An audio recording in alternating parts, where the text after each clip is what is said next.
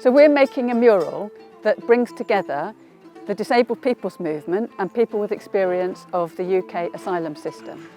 And within that, we've got contributions from deaf activists, disabled students, academics, homeless asylum seekers, refugees, and people with any or all of those characteristics combined. So why are we specifically focusing on bringing together the disabled people's movement and the asylum sector? Well, there is a lot of overlap.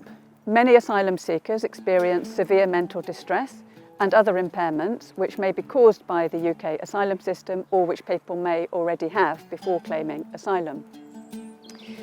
But in this work, we're not only working with people who identify as disabled. The point is that the UK asylum system is actively and deliberately disabling. So we're trying to bring people together to build greater understanding between these two movements which are often separate, to bring people together to learn from each other, to share experiences and insights, and also to create wider awareness amongst the broader population through creating a mural in a public space. Gaze from my window, the world moves on once again. I am left behind. I wrote the haiku because that's how it feels, that there's people moving past the window and you can kind of watch the world going on around you but not access it, and sometimes people don't even know you exist because you're kind of behind the closed doors.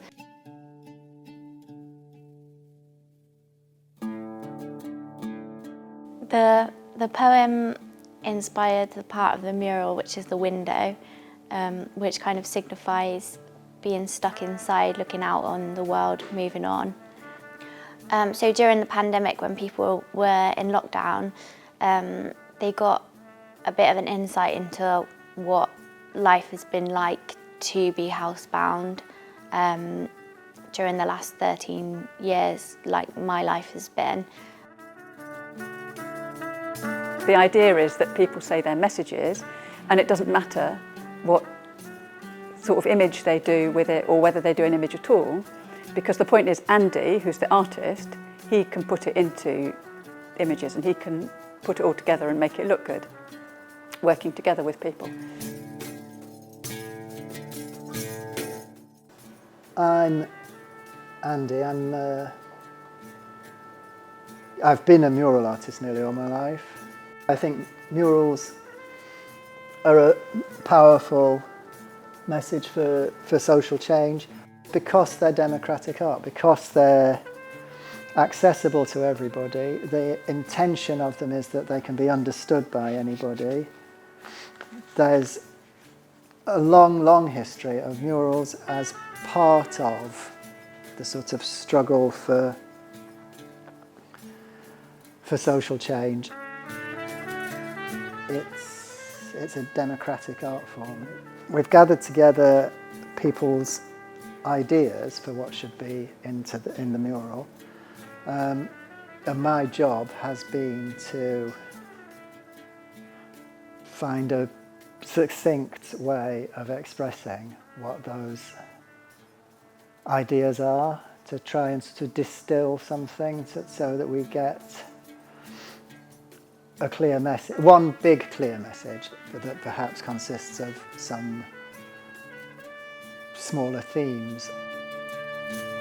If I can bring other people's ideas into focus and express them visually in a clear way, then I'm doing my job.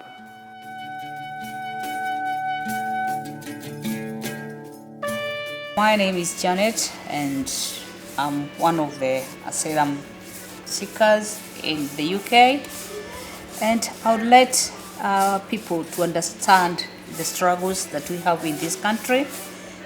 We just went outside with a bus and we didn't have the card or anything, and when you try to get in the bus, they ask you for the money and they didn't like to get the money itself. They wanted you to use the bank account, the bank card. And sorry, because most of us, the asylums, we don't have the bank details or the bank card. So it was very embarrassing, very shameful for everybody to be looking at you in the bus and you pretend that you are checking your card in the pocket, but you don't have. So the worst thing is for the driver to tell you to come out and close the door.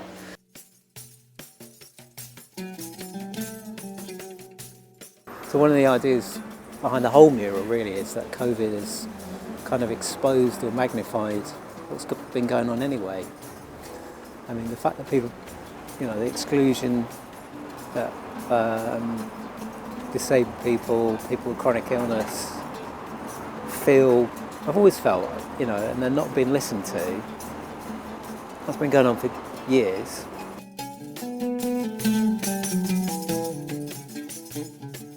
I mean, this has been brilliant because actually, it's brought together deaf campaigners, people from, disabled people's organisations, refugee organisations, but basically just people from Bristol, ordinary people getting together to kind of represent, kind of like what's happened, but not just how awful it's been, but that things can be really different.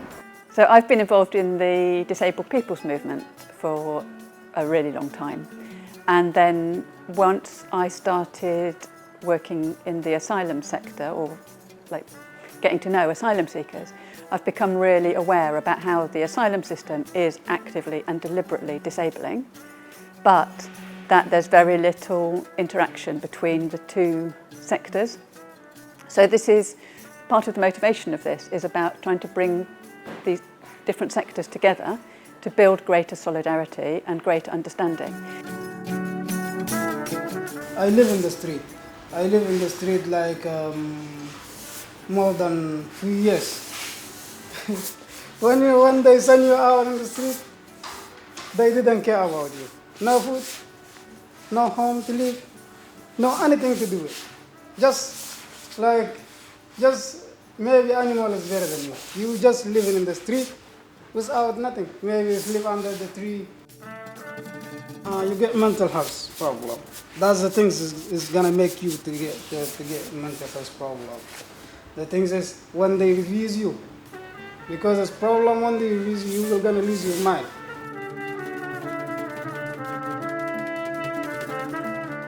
That's a politician man. We're planting about the politician man, but they know you live in there.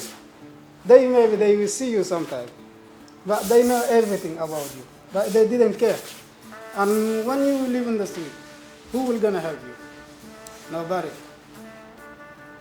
How you gonna come to pick up yourself and to get some place to stay, to sit down, to think about your life? How? The officer, we will say when we see the officer, everybody respect the officer. We think he will do the hard job for everybody, and he don't care about the people suffering in the street, and he don't care about the people where they live. He will see him. He don't help us. That's what I'm thinking about.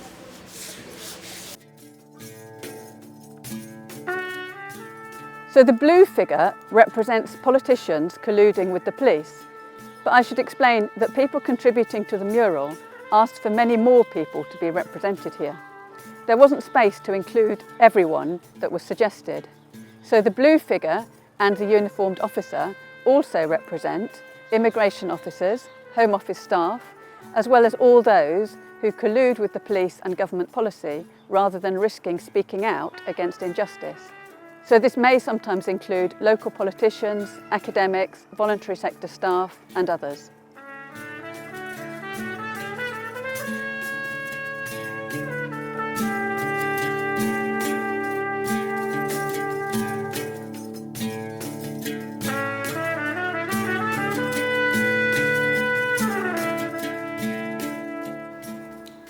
Okay, so this emblem, where's the interpreter?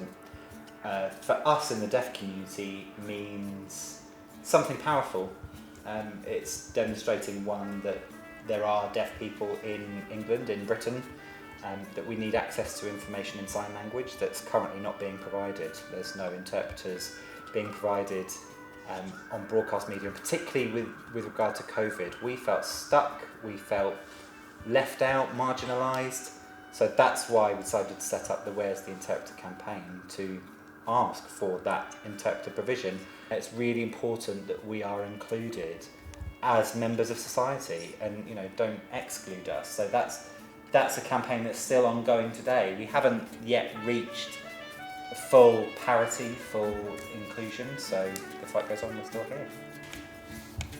Yeah, so there's two separate logos that have been interwoven together, and then there are elements of like the cage that come from the mural. So it's really, really impactful and demonstrates these barriers. That cage is restricting. You can't get out, you can't see what else is around, you can't be part of helping other people.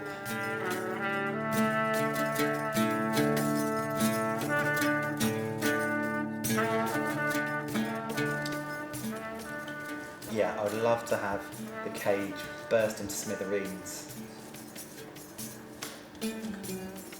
And then for this to become a person with people around. I think that one day we will see that cage removed, but the fight continues until we've got equality.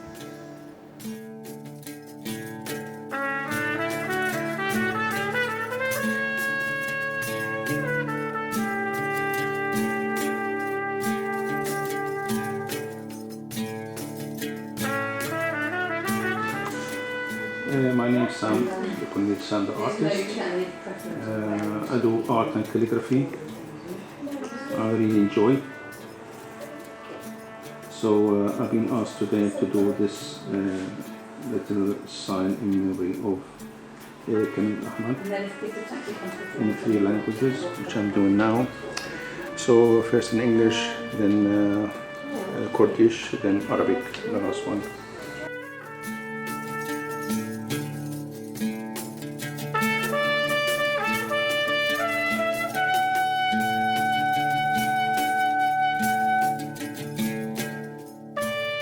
I actually think that using murals in this way is actually, I'm very convinced of their power. It brings people together who are involved, and it also makes people think who go past it. And so it is a way of building a broader movement and highlighting what the disabling barriers are and the need to change them. Everyone in society maybe forms a link of a chain, but those from marginalised demographics, their link might be slightly weaker, their connections might be slightly weaker. We have members of the disabled and asylum-seeking community here through the different symbols, and what COVID did was it just smashed those links apart. It really highlighted where they were already weak and where they broke really easily and left people isolated and disconnected and really out of the loop. The chain trying to stay solid and be a support system for these communities, but struggling under the pressure of lack of resources, lack of funding, and then with the COVID at the end here and the kind of the idea of the wrecking ball, for instance, that further breaks these already weak chains. If the support systems and the funding were there to begin with, then maybe when COVID came along, these things wouldn't crack under such pressure and these vulnerable communities wouldn't be left in the lurch, I suppose. I think painting a mural is a brilliant way of conveying these messages. It's a really good way people can see the mural, they can interpret it in whatever way, maybe that's personal to them or personal to stories that they've heard from people, but also it's a way of telling people's stories, telling the stories of people who maybe struggle to get their voice heard.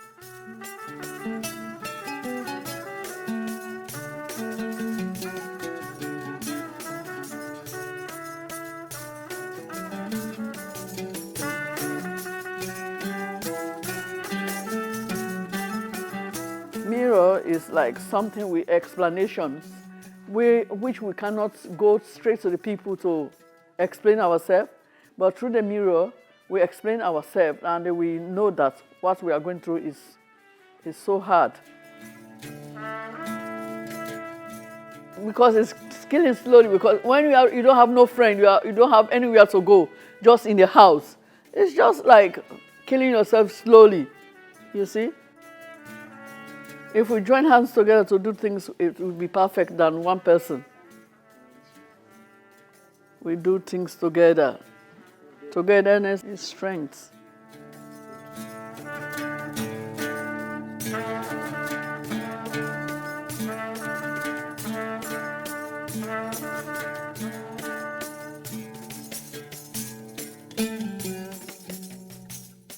To change the system, we really need to all work together to highlight what are the disabling structures and to organise to dismantle those structures and create a different system that is actually based on solidarity and justice.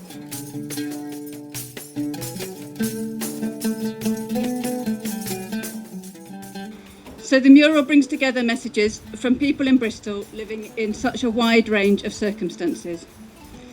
And the contribution from asylum seekers highlights that the asylum system itself is disabling.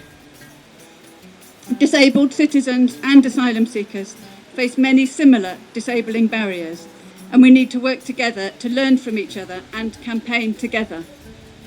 The key point we would like people to remember from this mural is that none of these injustices are inevitable.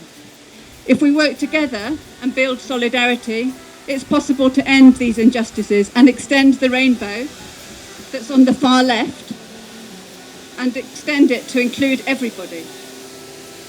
And the final figure in the mural is that of our friend Kamil Ahmed, and he worked with us on the mural in 2012. He contributed this image of himself holding his head in despair at the injustices caused by the Home Office. That was 4 years before he was murdered in Bristol. So we're repeating his image and we dedicate this mural to him. And we build solidarity in his honour.